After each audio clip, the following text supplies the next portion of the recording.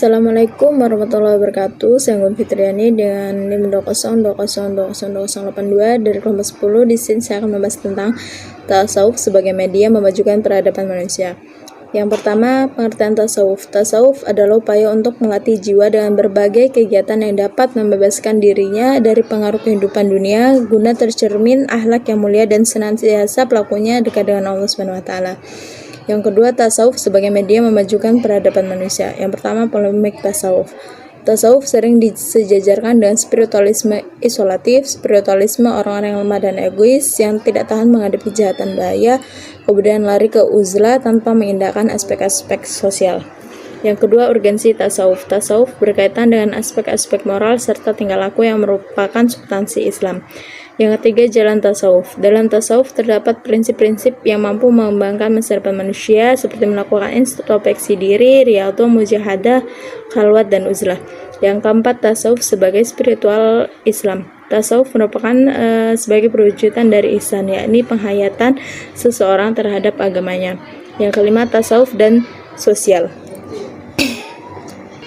Di dalam tasawuf ada ajaran-ajaran yang sangat berkaitan dengan kehidupan konkret yang menata hubungan sesama antar manusia.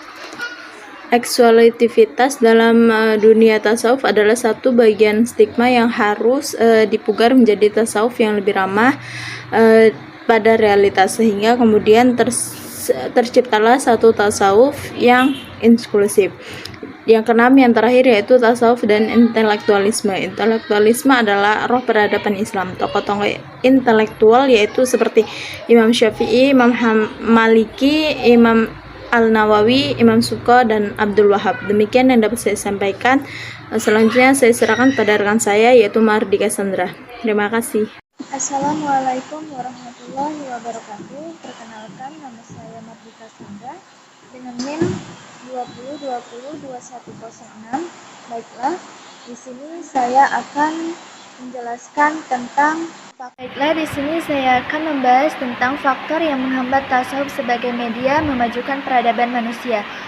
Di sini mereka membangun keyakinan dan tata cara peribadatan mereka di atas simbol-simbol dan istilah-istilah yang mereka ciptakan sendiri.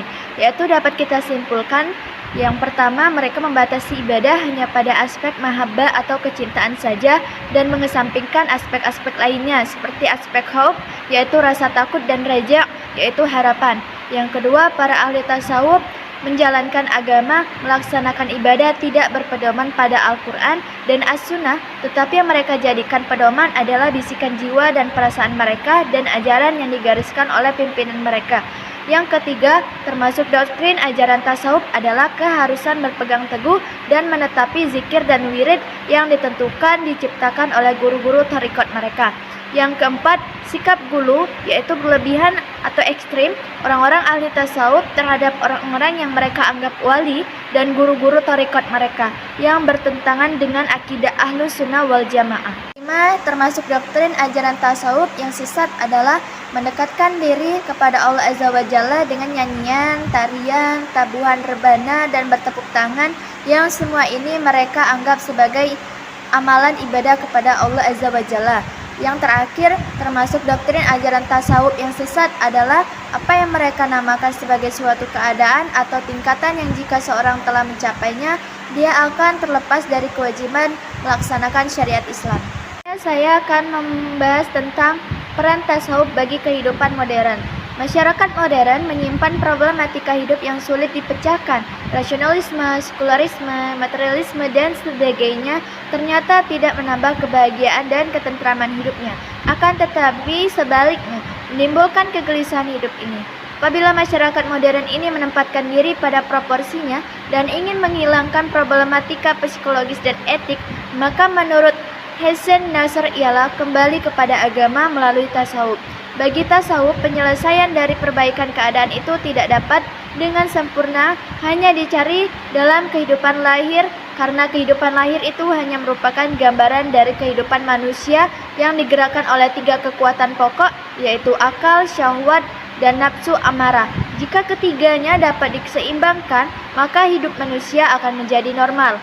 Manfaat tasawuf bukan untuk mengembalikan nilai kerohanian atau lebih dekat pada Allah, tapi juga bermanfaat dalam berbagai bidang kehidupan manusia modern.